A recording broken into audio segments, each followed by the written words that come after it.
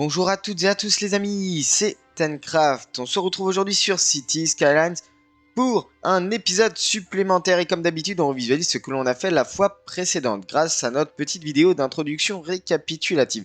Et on revisualise notre petit quartier que l'on avait fait, en particulier en commençant par la petite station de métro supplémentaire. On revisualise des petites cantines, des petits commerces, un KFC, une station essence, et si vous continuez tout droit, vous sortez de la ville, rappelez-vous, vous sortez de la ville en direction de l'aéroport.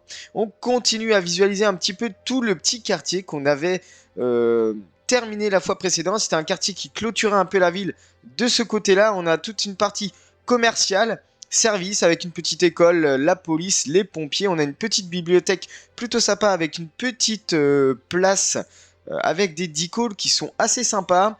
On avait aussi enchaîné par la création de toute une résidence de densité élevée. Bon, plutôt élevée à 7-8 étages, mais ça reste élevé quand même, hein, ça reste une densité assez élevée. On avait aussi continué sur tout le long de la voie ferrée, un ensemble d'assets qui se répètent. Ce sont deux assets qui se répètent, ce sont des assets de résidence à densité élevée. Donc finalement, ce qui s'est passé, c'est qu'on a amené beaucoup de places, beaucoup de logements sur cette fin de ville, sur ce petit quartier là qui vient clôturer la ville justement.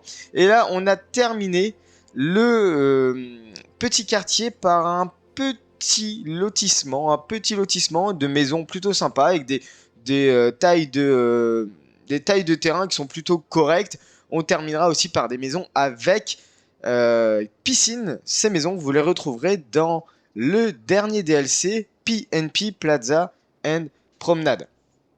Alors, les amis, comme d'habitude, je dois relancer de plus en plus souvent le jeu. C'est-à-dire que le jeu ne se lance pas forcément au premier chargement. Je suis obligé de déclencher 2 ou 3 chargements pour que justement le jeu puisse fonctionner.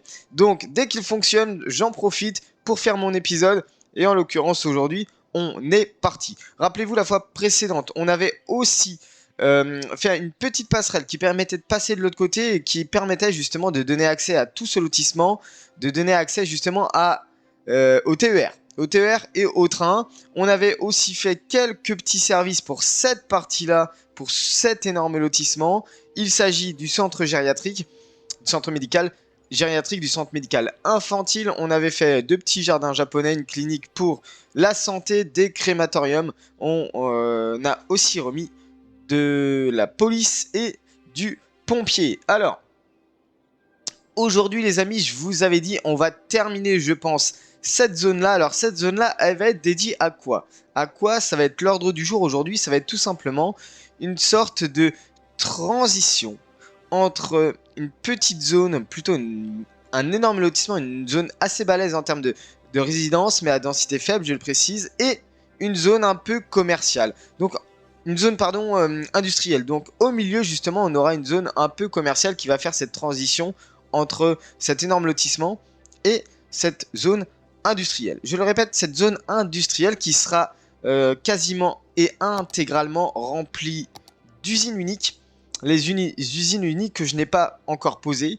Qu'est-ce qu'on va pouvoir avoir par exemple? On va pouvoir poser la série industrielle, on va pouvoir poser l'usine de plastique ménager, on va pouvoir poser l'usine de jouets, enfin voilà, vous allez voir, on fera un débrief après le gameplay accéléré comme d'habitude. On est parti sur un timelapse, hein, c'est un petit peu le format des vidéos à l'heure d'aujourd'hui. Donc vous voyez, il y a quand même pas mal d'usines uniques qui ne sont pas posées, qui sont encore disponibles, et je pense que on aura de quoi faire une belle zone industrielle de ce côté-là. Là, on verra un petit peu comment on va la faire. On va peut-être pas aller jusqu'à la mer, on va peut-être pas aller jusque là, mais en tout cas, ici, on aura une zone, une petite route centrale qui va traverser cette zone industrielle, et je pense que ça va être plutôt sympa.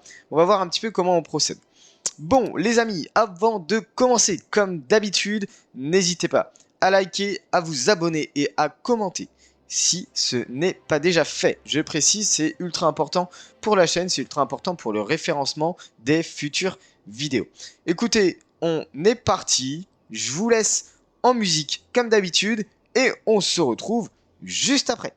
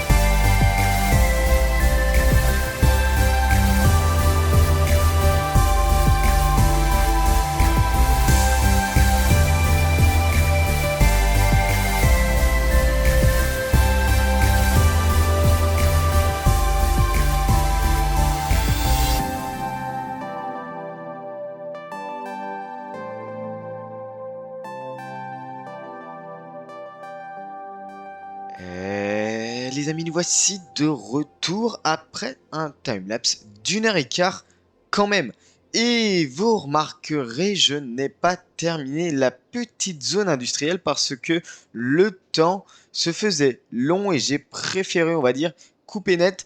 Et on finira cette petite zone lors du live de demain soir. Donc je le précise, si tout va bien, ça fait 2 semaines qu'on n'a pas eu de live. Si tout va bien demain soir, les amis, on est en live. Alors, un petit récap comme d'habitude de ce que l'on a fait lors de ce timelapse. Tout simplement, on a considérablement agrandi le lotissement. Et vous le verrez, j'ai l'apothéose en termes de longueur était vraiment ici. Et ensuite, on est reparti sur une décroissance de la taille des avenues. Enfin, plutôt des allées plutôt. Donc, vous voyez, on a quand même des allées qui se rétrécissent avec de moins en moins de maisons. Ici, on a un bloc qui est complètement plus petit ici. Ici, on a une petite coulée verte, un petit parc où vous allez pouvoir courir, où vous allez pouvoir complètement couper le lotissement pour arriver directement sur un petit complexe école primaire et collège.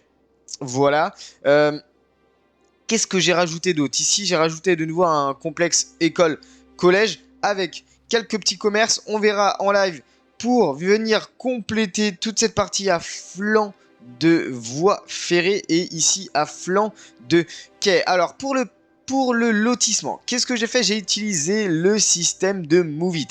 Le système de Move It combiné au système Big Suburb, je le précise. Vous pouvez le voir dans les commentaires, dans la description pardon, de la vidéo, le Big Suburb qui est un mode qui est assez sympa, qui vous permet justement de faire des énormes lotissements américains, typiquement américains avec plein de croisements, plein de longues avenues, plein de... Voilà, très très perpendiculaires, donc les lotissements bien typiques américains avec petite coulée verte au centre, on voit bien un petit parc. Oh mais ça c'est beau. Alors ça c'était... c'était pas prévu en fait. Qu'est-ce qui s'est passé? Ok, en plus ça me supprime... Bon, on verra ça lors du live. J'ai l'impression qu'il y a un petit bug au niveau des... un petit bug au niveau des maisons là. Il va falloir rectifier ça. Donc le système c'est bien sûr de venir copier-coller avec Move It vos bâtiments, vos maisons. Et c'est exactement ce que j'ai fait. Donc comme ça m'a évité de poser un à un les maisons, de venir poser tous les props. Et comme ça on a un lotissement qui grandit hyper vite. On a un énorme gain de temps. Et comme prévu du coup, un début de zone industrielle avec des énormes usines unique. Je suis venu poser la série industrielle, je suis venu poser l'usine de basket, je suis venu poser l'usine de papier doux, je suis venu poser aussi... Bon là, on a quelques petites industries génériques, il va falloir faire un petit peu l'arrière, poser un petit peu d'accessoires ou d'assets industriels. On verra ça, je pense, lors du live. Ici, des petites déchetteries parce que oui, il en faut, on en a besoin. On est venu poser une usine alimentaire. Alors celle-ci ne fonctionnera malheureusement pas parce que je n'ai pas de produits animaliers, je n'ai pas de farine non plus parce que, je le répète, je n'ai pas l'industrie agricole. Je suis venu poser l'usine de plastique ménager, l'usine de jouets et l'imprimerie. Donc voilà, tout... Ah oui, et puis celui-ci qui est la maison, l'usine de maison modulaire. Et franchement, j'adore parce qu'en fait, ce sont des assets un petit peu uniques. Ce sont des usines, ce qu'on appelle uniques, qui ont leur forme propre. Et franchement, j'aime bien. J'aime beaucoup. Là, vous voyez, par exemple, l'usine de papier doux, je sais pas pourquoi, mais ils rajoutent des bassins. Donc, je me suis dit, bah écoutez, je vais rajouter des tanks. Ici, bon, des petits assets type conteneurs, un peu de déchets, camions, de poids lourds, etc. Ici, pour la série industrielle, mais c'est dommage que je peux pas vous le montrer, mais j'ai fait un bassin d'eau pour venir refroidir justement tout ce qui est fonte de l'acier, hein, bien sûr. Donc, petit réservoir d'eau. Malheureusement, comme je peux pas mettre play sur ma partie, eh bien, on peut pas voir le lac se former et puis tout simplement, je n'ai tout simplement pas mis d'eau parce que je sais que de toute façon, l'eau n'apparaîtra pas puisque je ne peux pas mettre sur play. Pour l'instant, l'usine de basket reste vide. On va poser des parkings ici et là, des petits parkings ici. Tout ça, ça reste vide en termes de terrain. On a aussi l'usine de maisons modulaires qui reste vide. Mais tout ça, on va l'agrémenter en live demain soir. Donc la série, je le répète, il nous faut tout simplement du métaux. Du métaux qui se transforme en produit En acier, les métaux, on l'a grâce à l'industrie de minerais. Il nous faut à côté pour l'usine de basket des cultures. Donc là, les cultures, forcément, on va manquer. Donc on va peut-être importer les cultures. On pourra amener du papier grâce à l'usine, à l'industrie forestière, du pétrole, du plastique grâce à l'industrie pétrolière. Ici, qu'est-ce qu'on a? Culture, pareil. Papier, pétrole, plastique. Les cultures, c'est pareil. On va devoir les importer. Au niveau de l'usine alimentaire, donc celle-ci, c'est sûr qu'elle ne fonctionnera pas ou alors on fera vraiment que de l'importation. Ici, on a l'usine de jouets, il faut du papier, boire à beauté, plastique, donc c'est pareil, industrie forestière et pétrolière. Ici, industrie forestière et pétrolière, donc c'est quasiment tout la même chose, industrie forestière et pétrolière. Et ici, vous avez forestière, pétrolière et minerais. Donc, grosso modo, normalement, si on met sur play, il y aura beaucoup de trafic ici même. Si vous zoomez un petit peu, si je zoome, vous voyez, on est bien sur de l'avenue en 2 fois 2 voies parce que je me suis dit forcément il y aura un gros trafic. Alors, en sachant que l'industrie forestière, pardon, est juste à côté. Donc, les camions sortent, hop, passent ici et amènent aux usines uniques qui ont besoin soit de papier, soit de boire à beauté, soit de produits forestiers bruts. Donc là, en termes de raccourci producteur local et transformateur, on va dire. Là, franchement, intermédiaire plutôt. Là, franchement, on a vraiment des économies d'échelle au niveau du carburant et de la logistique. Donc, franchement, c'est pas mal du tout. Bon, en sachant quand même que l'usine de minerais, enfin l'industrie de minerais est vraiment à l'opposé. On est vraiment à l'opposé de la ville. On est ici. Et l'usine pétrolière, la zone pétrolière est quand même ici. Donc là, franchement, pour tout ce qui est pétrole, plastique, verre, métaux, il y a quand même un petit peu de distance. Donc obligé de repasser par la 4 voies centrale, l'autoroute centrale, et venir sortir ici même. Et ensuite sortir à ce petit échangeur. Alors je pense que du coup, cet échangeur-là, vous voyez, où il y a une autoroute qui passe dessous, une petite route qui passe dessous l'autoroute en pont. Je pense qu'au niveau du trafic, ça va être un peu léger, puisque là, forcément, ça va rajouter énormément de trafic, surtout du trafic de fret. Hein. On pourrait très bien faire une gare de fret ici, pourquoi pas, je ne sais pas.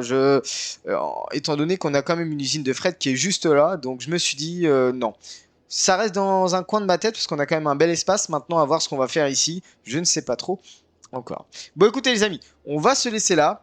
N'hésitez pas à me dire ce que vous en pensez dans les commentaires. N'hésitez pas si vous voulez voir la suite de cette zone industrielle unique. N'hésitez pas à venir demain soir lors du live et on va compléter tout ça ensemble en live. En tout cas, j'espère que ça vous a plu. J'ai pas apporté grand chose, mais le temps passe tellement vite quand vous faites du detailing. Vous voyez, on va faire un petit peu du detailing comme ceci, un peu partout.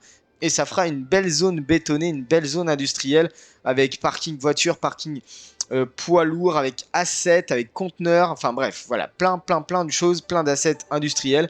Et on n'a vraiment pas fini cette zone, donc je pense qu'on la finira en live. Allez les amis, je vous laisse ici. Je vous souhaite une très bonne journée. Prenez bien soin de vous. Et je vous dis ciao.